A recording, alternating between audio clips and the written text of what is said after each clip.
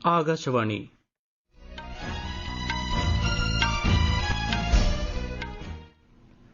നമസ്കാരം.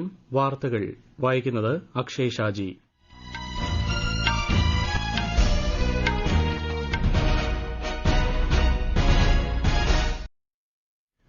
പ്രധാന വാർത്തകൾ. യുവ ഇന്ത്യ പുതിയ ഇന്ത്യയെ പ്രതിനിധീകരിക്കുകയാണെന്ന് പ്രധാനമന്ത്രി നരേന്ദ്രമോദി. പരീക്ഷാ പരിശീലന കേന്ദ്രങ്ങൾക്കുള്ള പ്രവർത്തന മാർഗ്ഗനിർദ്ദേശങ്ങൾ കേന്ദ്ര വിദ്യാഭ്യാസ മന്ത്രാലയം പുറത്തിറക്കി. പഠന സാമഗ്രികൾ ഇന്ത്യൻ ഭാഷകളിൽ ഡിജിറ്റലായി ലഭ്യമാക്കാനും നിർദ്ദേശം. കേന്ദ്ര പദ്ധതികൾ ജനങ്ങളിലേക്ക് എത്തിക്കുന്ന വികസിത് ഭാരത് സങ്കൽപ് യാത്ര കേരളത്തിൽ പുരോഗമിക്കുന്നു. അയോധ്യയിൽ പ്രാണപ്രതിഷ്ഠാ ചടങ്ങിനുള്ള ഒരുക്കങ്ങൾ അന്തിമഘട്ടത്തിൽ. ക്ഷേത്രത്തിലേക്ക് ഭക്തജന പ്രവാഹം. ഇന്ത്യൻ ഓപ്പൺ ബാഡ്മിന്റണിൽ മലയാളി താരം എച്ച്.എസ്. പ്രണോയ് സെമി ഫൈനലിൽ. വാർത്തകൾ വിശദമായി. യുവ ഇന്ത്യ പുതിയ ഇന്ത്യയെ പ്രതിനിധീകരിക്കുകയാണെന്ന് പ്രധാനമന്ത്രി നരേന്ദ്രമോദി. ആളുകളെ അറിയാനും പുതിയ സൌഹൃദം സ്ഥാപിക്കാനുമുള്ള അവസരമാണ് ഏകഭാരതം ശ്രേഷ്ഠ ഭാരതം സങ്കല്പം നൽകുന്നതെന്നും അദ്ദേഹം പറഞ്ഞു. ഖേലോ ഇന്ത്യ ഗെയിമുകളുടെ 6ാമത് പതിപ്പ് ചെന്നൈയിൽ ഉദ്ഘാടനം ചെയ്യുകയായിരുന്നു അദ്ദേഹം. ഇന്ത്യൻ കായികരംഗം അഭൂതപൂർവമായ പരിവർത്തനത്തിന് വിധേയമായിരിക്കുകയാണെന്നും പാരാ ഒളിമ്പിക്സ് ഉൾപ്പെടെയുള്ള കായികരംഗത്ത് ആഗോളതലത്തിൽ മുന്നേറുകയാണെന്നും പ്രധാനമന്ത്രി ചൂണ്ടിക്കാട്ടി.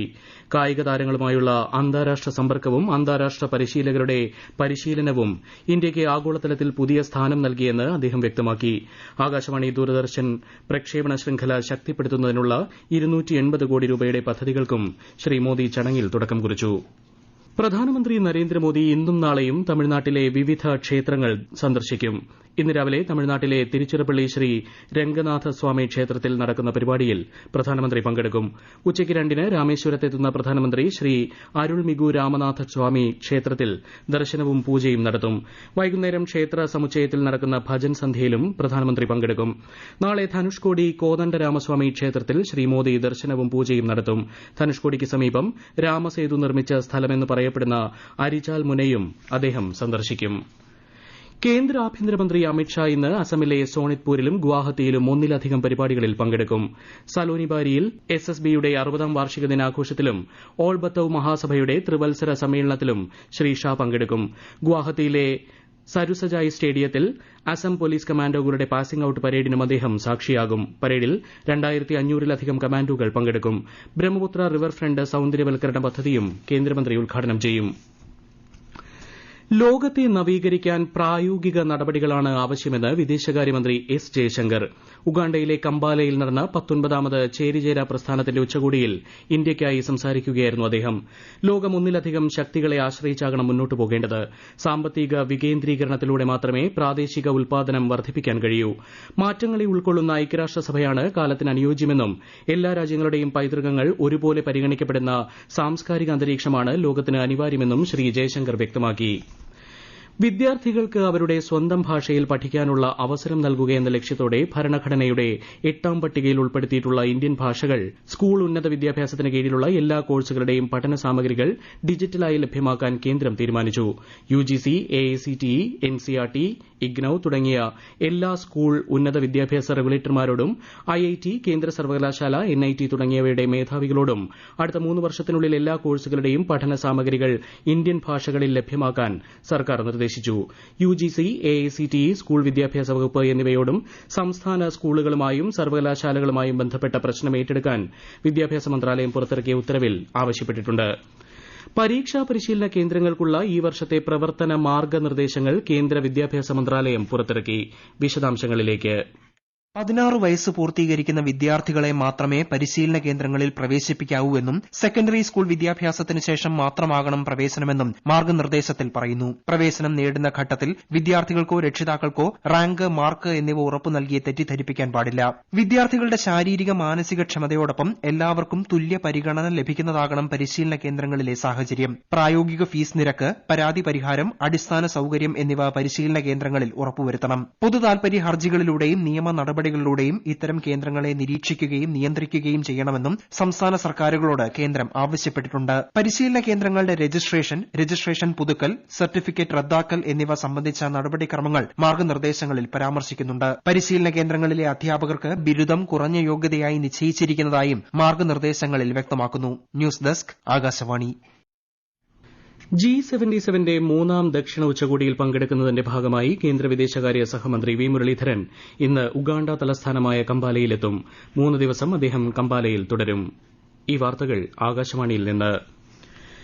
കേന്ദ്ര സർക്കാരിന്റെ ക്ഷേമ പദ്ധതികൾ ജനങ്ങളിലേക്ക് എത്തിക്കുന്ന വികസിത് ഭാരത് സങ്കൽപ് യാത്ര കേരളത്തിൽ ഗ്രാമ നഗര മേഖലകളിൽ പുരോഗമിക്കുന്നു. കോട്ടയം ജില്ലയിലെ പര്യടനം ഇന്ന് ചങ്ങനാശ്ശേരി നഗരസഭയിലെ പരിപാടിയോടെ അവസാനിക്കും. രാവിലെ ചങ്ങനാശ്ശേരി SB കോളേജിന് സമീപവും ഉച്ചകഴിഞ്ഞ് പെരുന്നയിലും യാത്ര എത്തിച്ചേരും. അതേസമയം ആലപ്പുഴ ജില്ലയിൽ ഇന്ന് മാരാരികുളം തെക്ക് മുഹമ്മ പഞ്ചായത്തുകളിൽ യാത്രയെത്തും.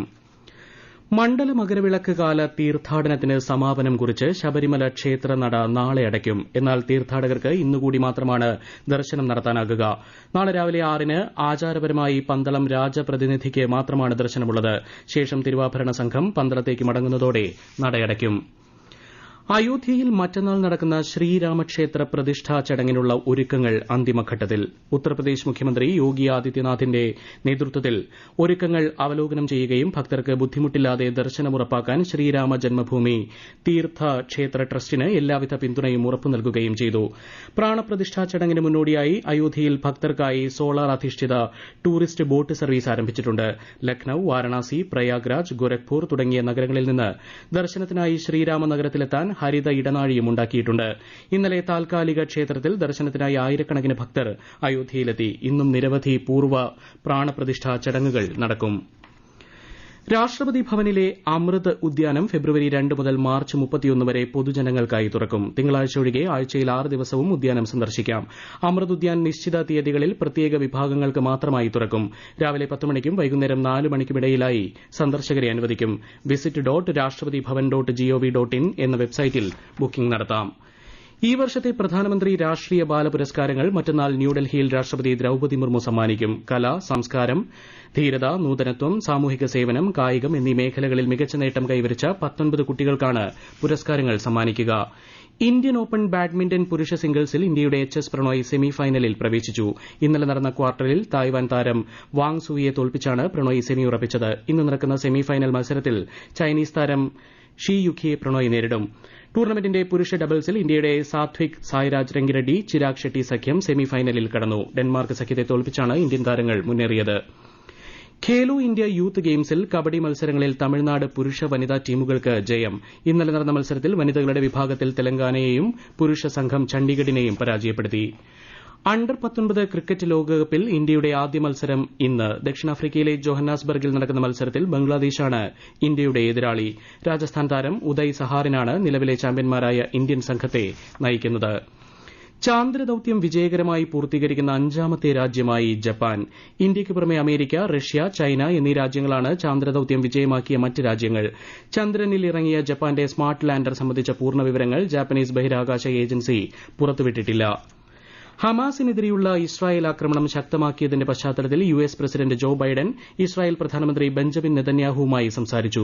ഗസയിലെ നിലവിലെ സ്ഥിതി വിലയിരുത്തിയ US പ്രസിഡന്റ് ഇസ്രായേലിന്റെ സുരക്ഷ ഉറപ്പു നൽകിയതിനൊപ്പം ദ്വിരാഷ്ട്ര പരിഹാരമെന്ന അദ്ദേഹത്തിന്റെ കാഴ്ചപ്പാട് സംഭാഷണത്തിൽ ആവർത്തിച്ചു. അതേസമയം ഗാസയിലെ ഖാൻ യൂനിസ് ആശുപത്രിയിൽ ഇസ്രായേൽ വീണ്ടും ആക്രമണം നടത്തിയതായി പലസ്തീനിയൻ റെഡ് ക്രസന്റ് ആരോപിച്ചു. പാകിസ്ഥാൻ ഇറാൻ സംഘർഷം നിലനിൽക്കുന്നതിനിടെ ഇരു രാജ്യങ്ങളുടെയും വിദേശകാര്യമന്ത്രിമാർ ടെലിഫോൺ സംഭാഷണം നടത്തി. പ്രതിസന്ധി പരിഹരിച്ചതായും ഭീകരവാദത്തിനെതിരെ ഒരുമിച്ച് പ്രവർത്തിക്കാൻ തീരുമാനിച്ചതായും പാകിസ്ഥാൻ അറിയിച്ചു. പാകിസ്ഥാന്റെ പരമാധികാരവും അഖണ്ഡതയും പ്രധാനമാണെന്നും പാകിസ്ഥാനിലെ തീവ്രവാദ ക്യാമ്പുകൾ ഇല്ലാതാക്കുന്നതിനായി ഇരു രാജ്യങ്ങളുടെയും സഹകരണം അനിവാര്യമാണെന്നും ഇറാൻ വിദേശകാര്യമന്ത്രി പ്രസ്താവനയിൽ പറഞ്ഞു.